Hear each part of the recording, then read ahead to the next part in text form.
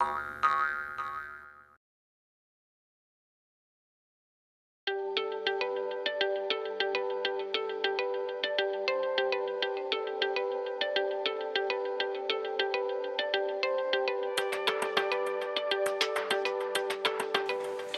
well, NLP is a really fascinating topic, and if we just kind of explore what that means for a few seconds, I mean, neuro is really around how we think and how our thoughts really direct our behaviour and our success.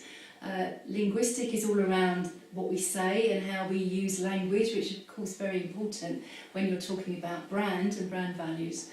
And programming is really around, our belief systems and how we do what we do, and whether that's successful and we do more of it, or whether it's not and we need to change it. So one of the great summaries that I've heard around NLP is like NLP is like it provides an instruction manual for the brain. So it's really beginning to understand, what's the connection between what you think and the results that you get.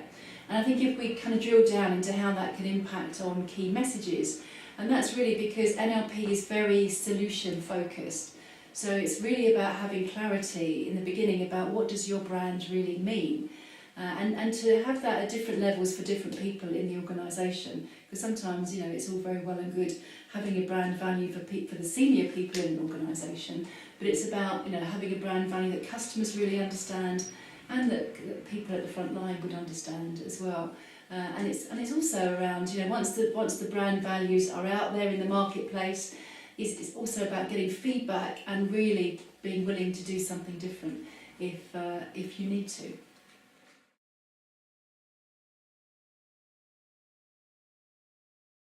The principles that I'm going to talk about, you can use for many things actually, and I was thinking you could absolutely use them for brand values as well. So I'm going to talk about 6 principles very, very quickly. The first one is really to be clear in terms of what the brand is all about. And secondly, it's really important for that to be exciting, not only for you to really be motivated to do something with it, but to be exciting for your customers and for the people and staff that work in your organisation. And then of course the third thing is around you need to do something with that. And often in terms of brand, it's really important to take some action. And take action in many different ways, so not just through one channel, but think about how you can utilise all the available channels that we have these days in the field of the age of digital media to get that out in the marketplace. Fourth, it's really important to get some feedback, so feedback from staff, feedback from your customers in terms of is that really hitting and getting the results for you that you would want to achieve. And fifth, if it's not, then being willing to do something different, because often these brands we become very wedded to them, and it's really important, and I've done this in my business over the years, if something's not quite working, then it's really important to be agile enough to be able to change that quite quickly. And finally, one of the things that's really easy that often people forget about, and that is just to go and talk to other people that have already done what you want to do. Other people that have already got successful brands in your particular industry. Go and talk to them. And I've found in my life that if I go and say to somebody I really admire them, are they willing to share with me some of their secrets or tips for success around how they've grown their brand in their business, then certainly nobody has ever said no. And I've got a lot of useful information that I've been able to utilise from those meetings.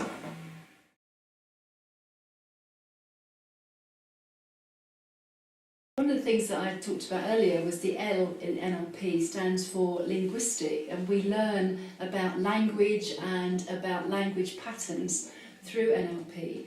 And one of the ways that I think this can influence brand is around using really positive and directive language. So it's about what's our outcome, how can we use our language to direct people to have a very positive experience. So I'll give you a couple of examples of that.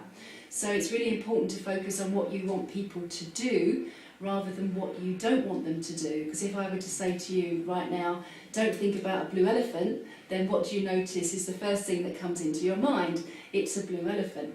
And often if we tell people what we don't want them to do, you know, that's what they go, that's the memory, that's the lasting thought that they have. So first of all, you know, brand values really get people to focus on what it is that you want them to remember. And secondly, you know, we can use language. So for example, in NLP, one very simple tip, we call them mind reads, you know, is to actually use your language in a way that really, again, gets people to feel good about themselves. So just to give you an example, you can say something like, you know, I know you're going to have a very positive experience, you know, through visiting this particular organisation, or you know, it's a really, you know, great thing to be using this particular product. So you kind of assume. It's almost like you step into your customer's mind, you know, and you start assuming some of the things that they might be thinking. And again, it leaves them with a really, really positive message about your brand. And another tip would be, we call them, what do we call them? Let me just think about it. Yeah, tag questions, that's it, tag questions. Is at the end of a sentence, if you say to somebody, you know, you do think this is a good idea, don't you? The don't you is what we call the tag question. And actually, again, it really encourages people to agree with you. So I think in terms of, and that's just a couple of examples, but I think, you know, NLP has got loads to offer, certainly in the field of linguistics, and directing your customers to the place that you want them to get to.